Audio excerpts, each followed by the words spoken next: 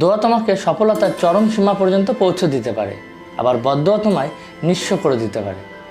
এক রেস্টুরেন্টে সকালে নাস্তার জন্য প্রচুর ভিড় লাগতো, আর সেই ভিড়ের মাঝে একজন আসতো আর খেয়ে দিয়ে টাকা পয়সা না দিয়ে সেখান থেকে চলে যেত।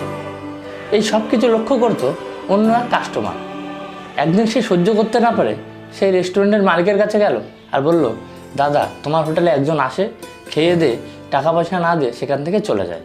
এই কথা শোনার পরে ওই রেস্টুরেন্টের মালিক একটু মুচকি হাসি দিয়ে বলল, দাদা, আপনিই প্রথম নন, এর আগে অনেকেই সেই লোকটির কথা আমাকে বলেছে।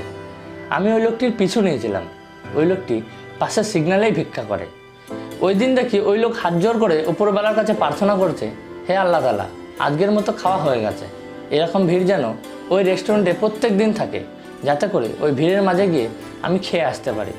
বিশ্বাস করুন, এর আগে আমার হোটেলে এত কাস্টমার হতো না, এত খরিদ্দার হতো না, কিন্তু কিছুদিন ধরেই আমার হোটেলে প্রচুর খরিদ্দার হতে পারে সেই লোকের প্রার্থনার জোরেই আজকে আমার রেস্টুরেন্টে এত কাস্টমার, এত খরিদ্দার।